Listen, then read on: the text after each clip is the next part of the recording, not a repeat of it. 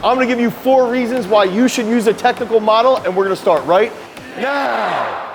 Hey, that was good.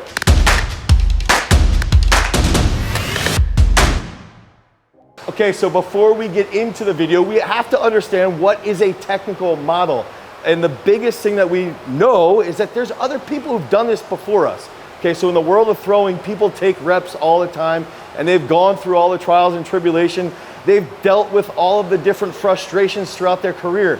So what we can do as athletes and as coaches is take specific body types, take specific events, and then use those people who have been successful in the past to be models for us. It's using them as a guide, so we can use these different athletes to see what they do in different positions so that we can try and make progress by using them as that model, as that guide, as that person who's blazed the path ahead of time so that we can become better throwers. Okay, so that first specific reason provided by Joe from the Throws Camp here at Throws University is that we can use technical models to show us position by position where we should be hitting. So if we look at someone like Ryan Krauser, or Tom Walsh, or Valerie Allman, we can see how they open out of different positions.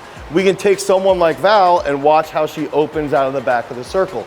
We can watch how she sweeps to the middle in the discus. We can then compare that to someone like Che, or even here, Maddie Denny, and we can take those positions and look at them, and then we can compare them to ourselves. So we can look at it and say, all right, what are we doing here, and what is Maddie Denny doing here? What is Valerie Allman doing here? And that helps us figure out where we're leaking or where we're struggling in each specific position. That second key factor is that someone's done it before you. So someone has come up, they've taken 10,000 throws in a year for the last 5, 6, 10 years, whatever that might be, and we can take that individual and their success and their repetitions and then use them for our own good. So let's look at someone like Ryan Krauser and say, all right, he has success in big competitions. He breaks a world record, or he breaks the championship record. He wins the Olympics twice. So he's able to repeat his technique consistently without any real struggle. And this is stuff that we can do as throwers. We can look at someone like Krauser and take that and say, okay, he's got pretty simple movement. It's not crazy, it's not wild, and he can repeat that over and over again. Think about someone like Che. Che just broke the World Championships competition record, and his technique is very, very similar to Krauser's. It's really simple, it's easy out of the back of the circle. He gets to the front and he hits really, really good positions on his finish.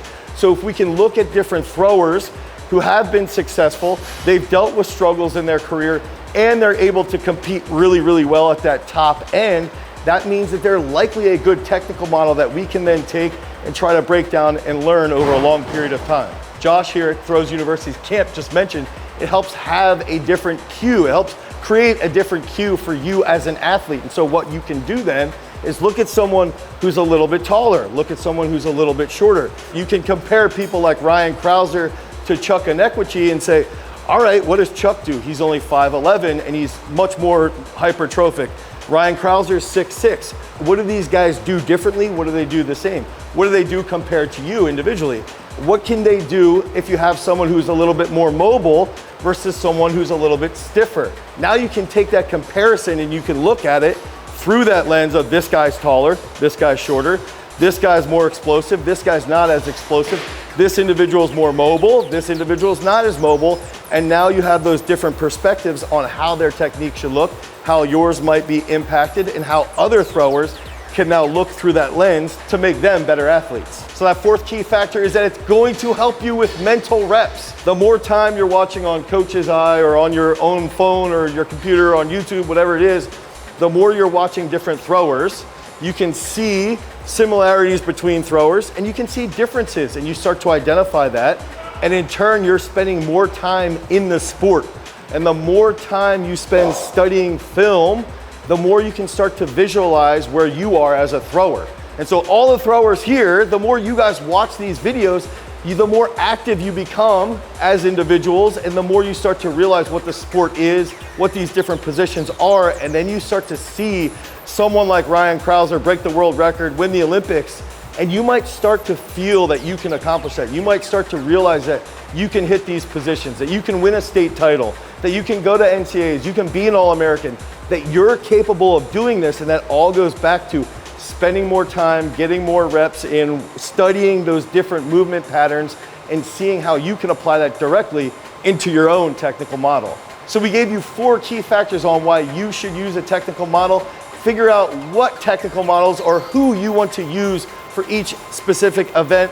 Again, people like Ryan Krauser, Tom Walsh, Valerie Ullman, Sandra Perkovich, these are all great people that you can follow and learn from. If you want help with your throwing, head over to throwsuniversity.com where you can pick up a program today. Until next time, guys, peace.